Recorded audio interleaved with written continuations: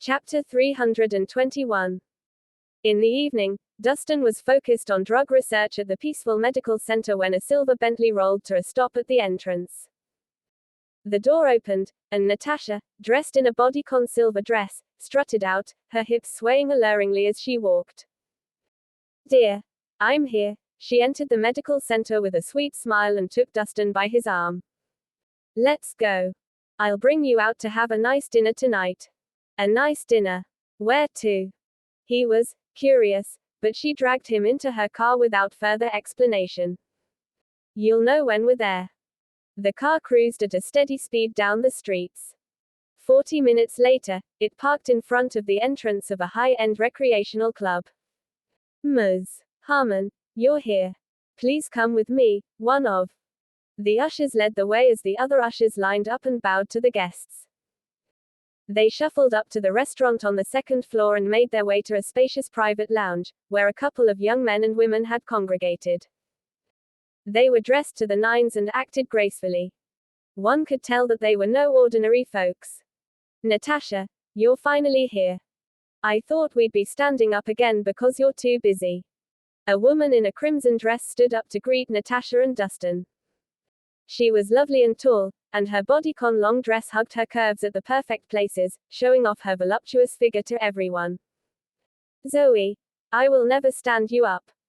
We don't get to meet up often as old schoolmates. We definitely need to catch up in this rare gathering." Natasha beamed at the woman named Zoe. "Natasha, is this your boyfriend?" Zoe scanned Dustin from head to toe with curiosity. She decided that he was good-looking but dressed rather shabbily. He didn't look like he was from a wealthy family. "That's correct. I'll introduce you to each other. This is my man, Dustin Rhys."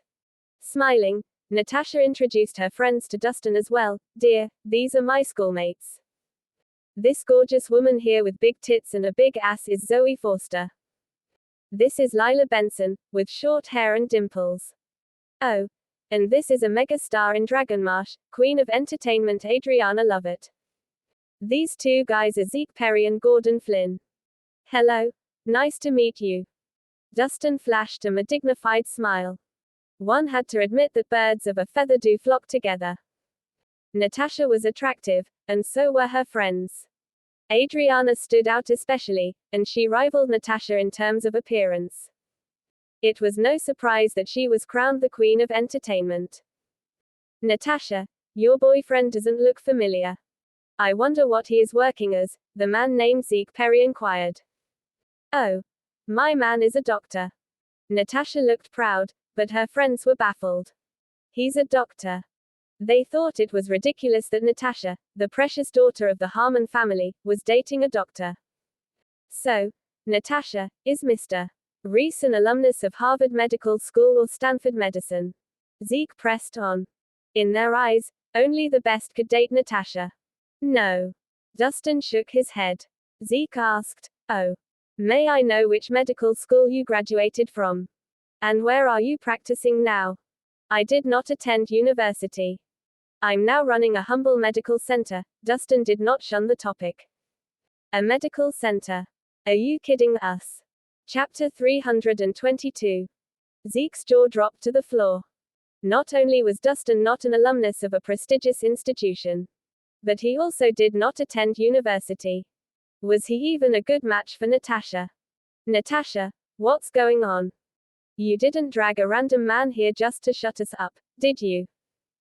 Zoe was displeased, for she believed that a doctor from an ordinary medical center wasn't worthy of sharing a dinner table with the group.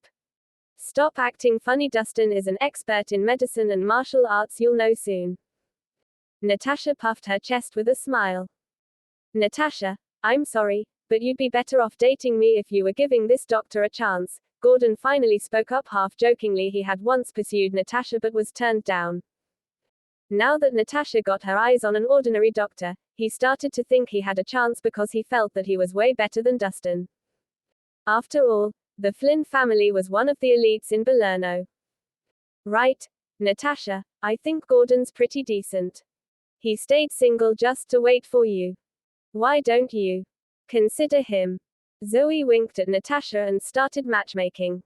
Gordon. Nah. He's not my type. Natasha shot down the suggestion. Natasha, now, you're being harsh. Gordon graduated from a prestigious university. He runs a company worth billions. Isn't he a stronger candidate than a doctor? Zoe analyzed. Gordon's life is none of my business. My boyfriend is Dustin. Please do not joke about this topic. Natasha frowned a little, clearly crossed.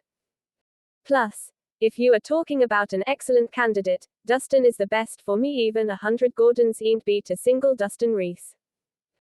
The expression on the faces of Natasha's friends froze. None expected that remark from Natasha Hyman, and they wondered if Natasha, the Steel Lady, was just like the average woman blinded by love. HMPH. I'm not a big shot, but I rake in billions annually. If this gentleman here is 100 times better than I am, does that mean he is making hundreds of billions per year? Gordon started acting funny. He was obviously unsatisfied with Natasha's comparison. The money you earn doesn't mean a thing.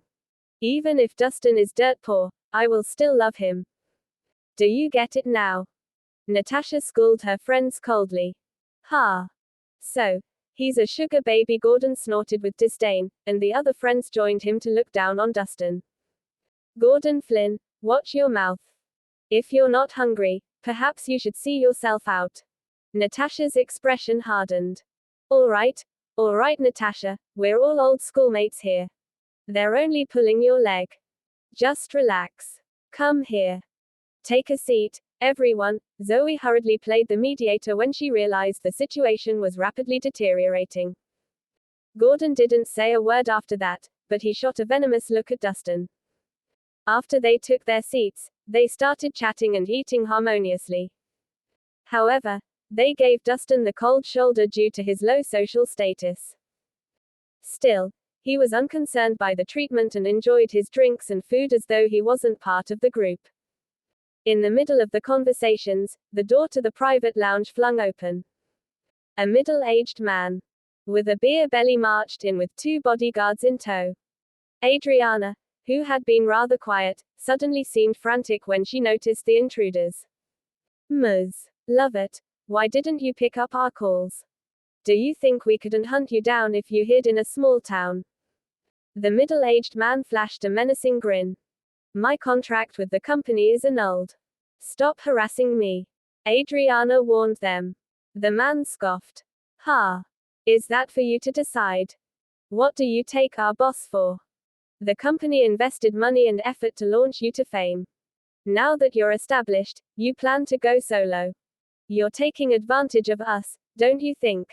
I've paid you back the money I made over these years. What more do you want? Her face fell. HMPH. That tiny amount of money isn't worth a thing. Our boss is interested in you as a product. As long as you're with the agency, you'll bring in dough constantly. You must know that, don't you? The man chuckled. I will not go with you. Just give up. Adriana appeared adamant, but the man snickered and said, that's not for you to decide to. Guys, take her. Chapter 323. Guys, take her. Under the man's orders, the 2 bodyguards stepped forward, ready to act. Hold on. Zeke stood up suddenly and hissed, Adriana is my schoolmate. I don't care who you are. You need to get the fuck out right now, or I won't go easy on you. That's right. The audacity to take her in our presence. Gordon slammed the table with an imposing air. Adriana was a rising star, crowned the queen of entertainment, and she rivaled Natasha in the looks department. Of course, the guys would not give up on the opportunity to save the damsel in distress. Sir, this has nothing to do with you. Stay out of it, the middle-aged man warned the guys icily. HMPH. We see it as our business. Get out of here if you don't want to die. Zeke bellowed at them. Throw these jerks out. The middle-aged man roared, and the 2 bodyguards went to work. Seeing that, Zeke and Gordon confidently took on 1 bodyguard each. Zeke's style was more of a street gangster's. He ruthlessly hit the bodyguard on the head with a beer bottle. Meanwhile, Gordon showed off his martial arts skills from his past practice, looking majestic in action. With their teamwork, They managed to take down the 2 bodyguards in no time. Who are you? And why did you poke your nose in others' business? The middle-aged man had a frosty look on his face. Listen up, I'm Zeke Perry, from the Perry family. And I am Gordon Flynn. If you have any grudges, you should come at us instead of harassing a woman. That's cowardice. The 2 men were beaming after showing off their heroism in front of the pretty ladies. It felt good. Okay. I have your faces in my mind. Just wait for it. The middle-aged man shot him a deadly glare and left. HMPH. Run any slower, and I'll break your leg. Zeke waved his beer bottle wildly. Clowns. How dare they make a scene in front of us? Gordon seemed arrogant. Zoe's eyes sparkled with admiration. I never knew you guys were that great at fighting. It was eye-opening. Ha. That was nothing. Back in the day, Gordon and I took down 10 guys in the bar. Zeke proudly reminisced. She beamed at him. Is that so? That's amazing. Zeke. Gordon, thank you so much. Adriana was grateful to them. She had gone to tiny Balerno from Stonia to run from the trouble, but they hunted her down anyway. She couldn't picture the outcome if she were caught and dragged away. Adriana, we're all schoolmates. Just relax when you're with us. If you come across any trouble, just come to us, and we'll take care of it for you. Zeke thumped his chest and promised her. Natasha was rather curious. Adriana, who did you get into trouble with, to the point that you had to run all the way to Balerno from Stonia? I got into trouble with the boss of the entertainment agency, Adriana replied with a sigh. When I was younger, I had a dream to be a star and signed a contract with an agency without much thinking. Since then, I've become their money tree. They worked me all year long without off days. I didn't mind working hard, but after I achieved some fame, the bosses started arranging for me to attend dinners and parties. I was made to entertain the government officials and business magnates. She added, at first, they wanted me to drink at the parties. Later, they wanted me to sleep with some of the men. There was no way I'd agree with that, so I kept saying no. They tried a lot of methods on me, offering me money and threatening me. I couldn't take it anymore and paid a huge penalty to nullify the contract. But they still refused to let me go. She was close to tears at this point. The public only saw the attractive lifestyle of a star, not knowing that she had suffered a lot in this line of work. The Queen of Entertainment was nothing more than an empty title. The industry was more complicated than most people imagined it to be. Chapter 324. Had it not been for her senior's protection, Adriana believed she would have fallen into the abyss. How dare these bastards force you into such filthy deals? That's shameless. Zeke was indignant after hearing her account. HMPH. They're just an entertainment agency. How dare they do that to you? Do they think they are above the law? Gordon fumed and promised, Adriana, do not worry. We will see this through. No matter who your boss is, we won't go easy on him. That's right. We will surely avenge you. The others chimed in, looking as though they were ready for a battle. Thank you. Tears of gratitude streamed down Adriana's face. By the way, Adriana, what's the name of your boss? Natasha suddenly asked. I only know that Langford is his last name. I don't know anything else, Adriana answered. Langford. The friends exchanged glances, and after connecting the dots, they appeared terrified. That can't be it. Is he from the Langford family of Glenstead? The aristocrats of Stonia were at a different level than those from Balerno. The elites that established themselves in the royal city came from lineages that spanned centuries. Natasha and her friends believed they'd be in great trouble if the boss of the entertainment agency were truly from the Langford family of Glenstead. Adriana, what's the name of your agency? Natasha cautiously prodded. Adriana answered, it's called Langford Productions. Everyone paled at the mention of the agency's name. Langford Productions was the entertainment agency under Langford Inc. It was no surprise that the men from the agency would come for Adriana in Balerno all the way from Stonia. The Langford family was the mastermind behind it all. What's wrong? Adriana quickly sensed that something was off. She had no clue about the man behind Langford Productions, but she was aware of the agency's huge influence. Adriana, you might have run into trouble. The boss of Langford Productions isn't your average millionaire. Natasha put on a grim expression. Only Zoe looked unbothered. Natasha, stop scaring her. We aren't afraid of the boss of a random entertainment agency when we have Zeke and Gordon backing us. Zeke and Gordon exchanged looks, intimidated because they knew the Langford family was untouchable. Friends, shall we head to the next place to have fun since we're done with dinner? Zeke suddenly threw a suggestion out of fear that the Langfords might come after them. Gordon agreed. Right. It's quite boring here. Let's go to the bar. Sure. No one objected to that, and they started gathering their stuff before leaving. At that moment, they heard a commotion at the door. Next, the middle-aged men who had left earlier barged into the place with reinforcements. Leave. Where are you leaving? How dare you go against our boss? None of you shall leave here. Get every single one of them. Circle them now. Under the orders, a group of bodyguards closed in on Natasha and her friends. The ladies were scared when they saw the threatening scowl on the bodyguards' faces. Sir, I am Zeke Perry. Please show us some mercy and call the guards off. Zeke bit the bullet and handed the man a check. Here's a little token from me. Just think of it as compensation. Call 'em off. How about no, you motherfucker? The middle-aged man was boiling in anger as he slapped Zeke across the face. Chapter 325. Zeke almost toppled over from the slap by the middle-aged man. You. Zeke gritted his teeth, a scowl forming on his face after being humiliated in front of everyone. However, his hands were tied because the men outnumbered him and came with the backing of the Langfords. My friend, let's not burn bridges. What's the point of coming at us? Gordon frowned and intervened. Fuck you. The man grabbed a beer bottle and smashed it on Gordon's head. The beer was everywhere in an instant, and Gordon was bleeding from the head. That's too much. Zoe jumped out and protested. Do you know who you just hit? He's the son of the Flynn family, Gordon Flynn. I don't care wherever the fuck he's from. He's dead meat if he gets into trouble with the Langfords. The man was ferocious. Zoe choked on anger. Why you'd better not be a bully. What if I am a bully?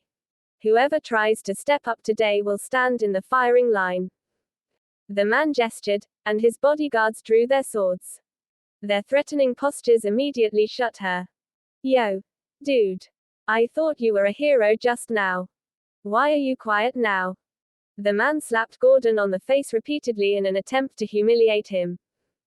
Friend, if what you want is money, we have room for discussion. Gordon bit the bullet and negotiated, room for a fucking discussion. The man kicked Gordon aside and even spat on him with disdain while he was at it. Who do you think you are? You don't have the right to discuss anything with me. Do you believe that I couldn't make you vanish from the surface of the earth when I give the orders? Gordon, looking mortified, finally fell silent. The man snickered. 2 useless pieces of trash. Showing off in front of me. You'd better know your limits. Then, he turned his attention to Adriana and smiled at her. Ms. Love it. It seems like no one can save you now. Come with us. She bit her lips and cast a pleading glance at Gordon. However, Gordon and Zeke hung their heads low, too timid to make a sound. Ms. Love it. If you don't play nice, do not blame us for laying a finger on your friends. The man resorted to threats. All right, I'll leave with you. She took a deep breath and chose to surrender, knowing what the men were capable of doing. If she fought back, she would unnecessarily hurt everyone at the scene. But Natasha stood before her and coldly confronted the men. Wait a minute. How much do you want in exchange for Adriana's freedom? Oh. Here's another pretty lady. The man scanned her from head to toe with a renewed interest in his eyes. Natasha was as good looking as Adriana, and some might even argue that she had a sexier figure. The man believed Natasha would be their new money tree if she gained fame. I can let her go. But you will have to leave with us instead. He cackled wickedly. If you entertain and please my boss, he is open to any discussion. You'd better not be greedy. Her expression froze. The Langfords had a sprawling business empire, but they were not as invincible as to do whatever they wanted in Belerno. Oh, you're pretty feisty, aren't you? That's exactly my type. It's rare to come across a lady like you. Since we are in luck today, we can't possibly miss the chance. Guys, take both of them. The man did not want to engage further and gave his orders. Hey, time to stop it. At that time, Dustin finally rose from his seat after filling himself with food and drinks. Sensing his imposing aura, the bodyguards dared not take a step forward.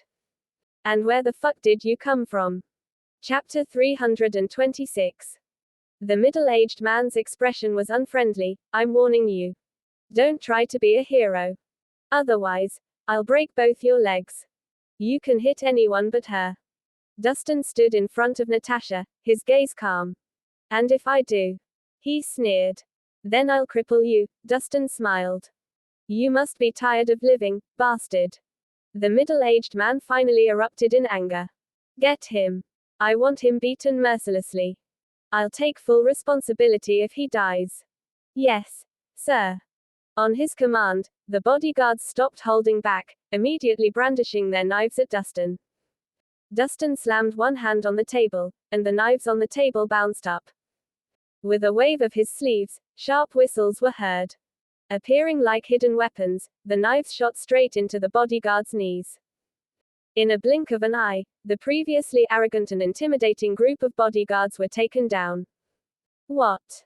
The middle-aged man's expression shifted upon the scene laid out before him. He'd been around long enough to realize he'd encountered a skilled martial artist that day. Holy shit. This guy have skills. Zoe was shocked. She would have never thought that an ordinary doctor would have such impressive skills. Even Zeke and Gordon were taken aback. They looked at each other with a bewildered look on their faces. Dustin must have had immense strength to be able to pierce a knife through the bodyguard's knees. What was more astonishing was that he attacked with such accuracy that each bodyguard had the exact same injury. Huh. Adriana was surprised, and her gaze betrayed a spark of interest. Who the hell are you, punk? How dare you poke your nose into the Langford family's business? The middle-aged man carried a dark expression. So what if you're from the Langford family? I'm butting in since I can't stand you harassing a woman, Dustin replied dismissively. Just you wait and see, punk. The man gritted his teeth and was about to leave when Dustin grabbed him by the collar and pulled back forcefully. With a resounding bang, the man crashed into the wall, spitting out a mouthful of blood. Did I say you can leave? Dustin was calm. You. What do you want? His body felt like it was about to fall apart as he clenched his jaw. You think you can act as if nothing happened and escape just like that? Think again. Get down on your knees and apologize to everyone here, Dustin ordered coldly. Never. He refused immediately. Oh. Dustin raised his eyebrows and gave him a resounding slap. A few teeth fell out from the force. You dare hit me? I'm from the Langford family. He was resentful. That slap is for the Langford family.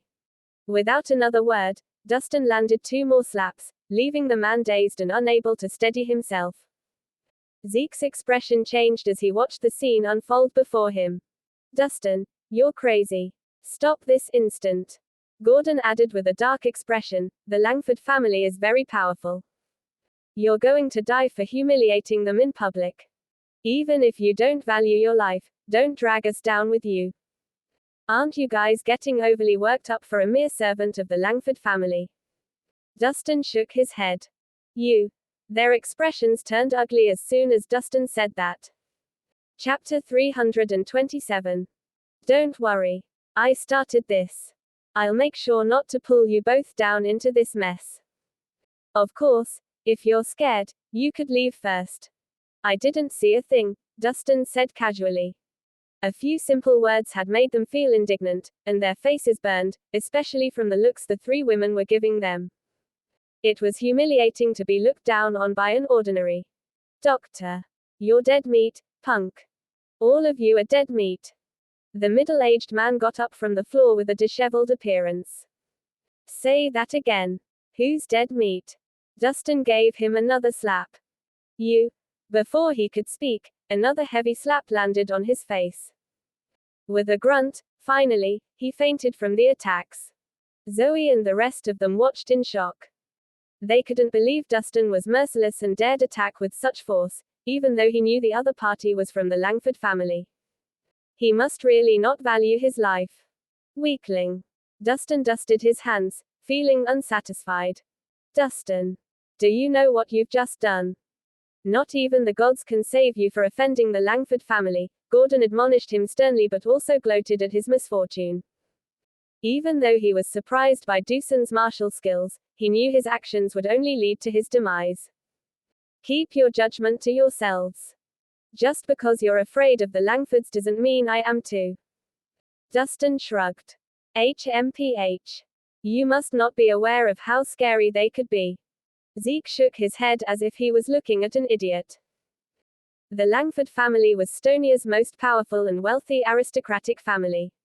Other than the tremendous three, no one else dared confront the Langfords directly in the whole of Balerno. With Dustin's mere background as an ordinary doctor, he should have made sure he knew who he was going up against before attacking a Langford family servant. That's enough. We shouldn't stay here any longer. Let's go. Zoe's gaze betrayed her nerves. After what happened, she understood how terrifying the Langfords could be. Dustin suddenly said, Ms. Harmon, you should go first. I have a few things left to do. Since he'd already made an enemy out of the Langfords, he might as well deal with the issue cleanly. What are you going to do? Natasha stared blankly at him. Nothing much, just going to finish up some unfinished business, Dustin smiled. Hey. Are you crazy? Their men will be here soon, you'll be dead meat by then, Zoe said with a frown. I know what I'm doing. Dustin wasn't bothered. Be careful, Natasha gave him a long gaze before pulling Adriana out of the door. She knew that her presence would cause him more trouble. Forget it. Suit yourself. Zoe shook her head and left. HMPH. You should know better. You'll find out soon enough how powerful the Langfords are. Since you won't listen to our advice, there's no point in stopping you from being the dead meat you love to be. Zeke and Gordon followed behind them after throwing out those words. All of them finally breathed a sigh of relief after leaving the restaurant. Guys, what should we do now? Standing near the entrance, Zoe said with uncertainty, Adriana has been marked by the Langfords. If we don't think of something, this won't end well. You're right.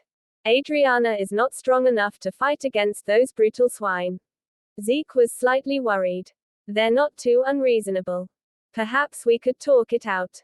I just so happen to be acquainted with Louise Langford. I'm sure there won't be a problem as long as I can convince Mr. Langford. Gordon, you know Mr. Langford. Why didn't you say so earlier? I almost peed my pants just now. Zeke was surprised. The last time I went to Stonia, I attended a party of his and got to know him there. Gordon smiled. That's amazing. I can't believe you know someone so powerful. Chapter 328. Zoe was ecstatic and chimed in, Adriana, there's hope.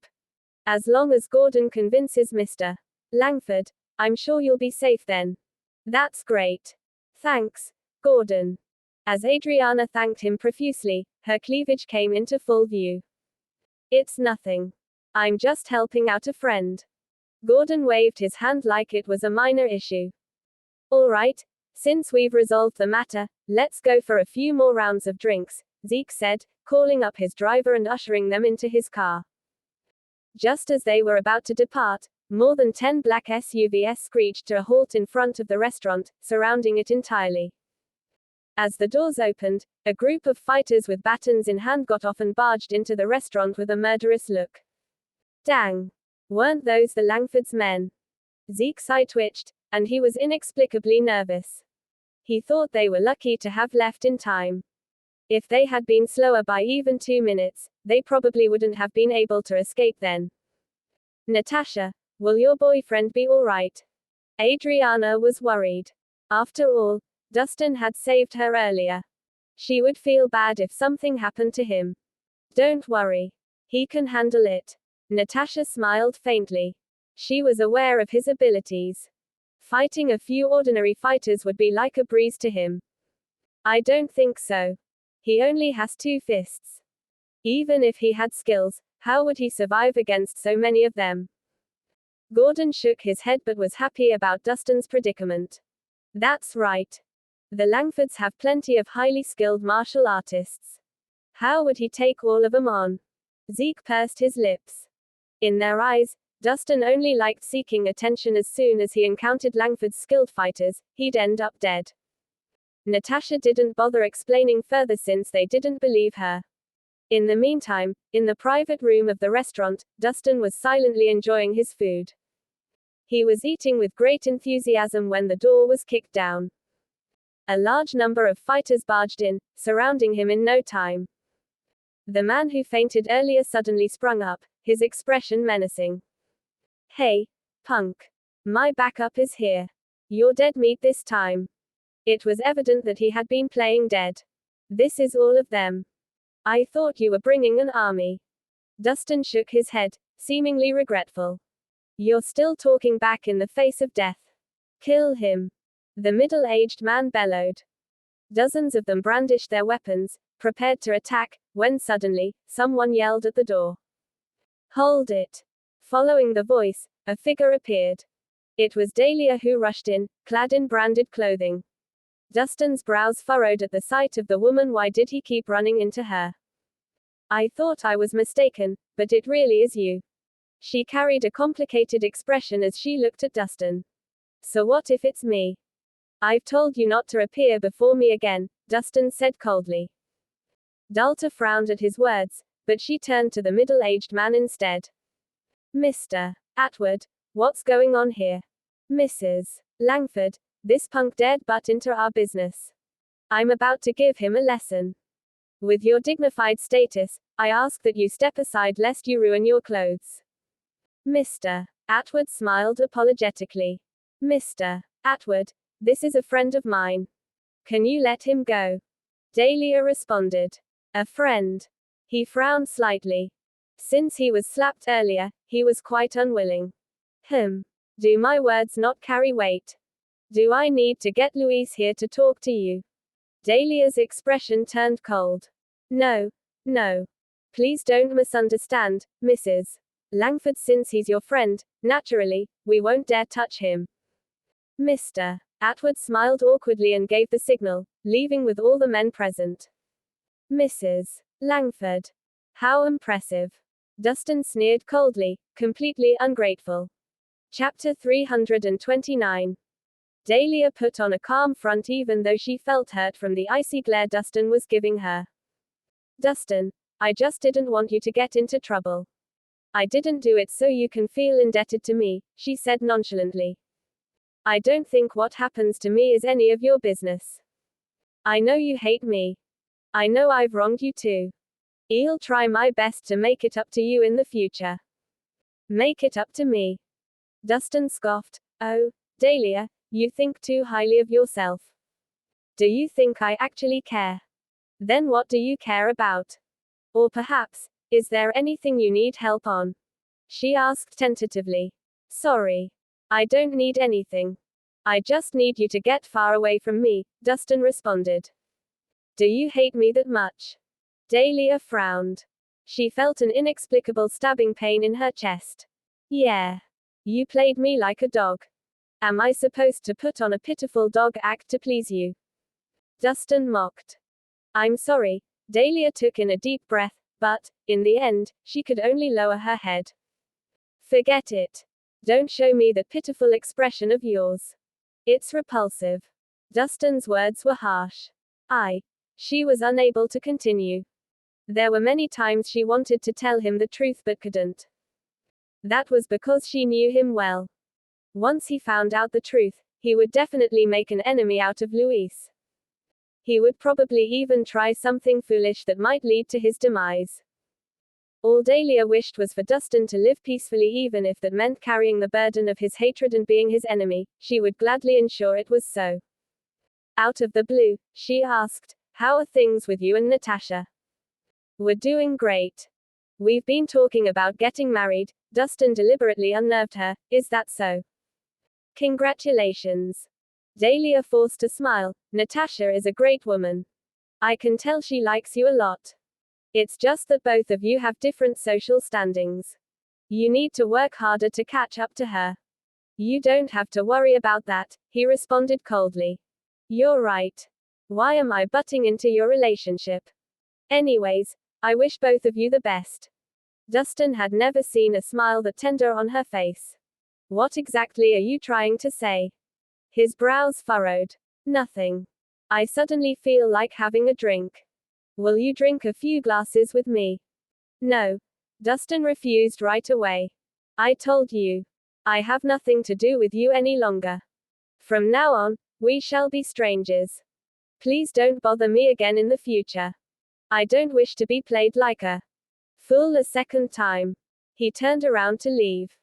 "Wait." Dahlia reached out and grabbed his arm instinctively. "Get lost." Looking annoyed, Dustin shrugged her off. Dahlia stumbled and fell to the floor, her hand landing on broken pieces of glass. Blood dripped down, as the glass crystals dug into her palms. She frowned but never uttered a word. The pain could never compare to the heartache she was feeling. "You?"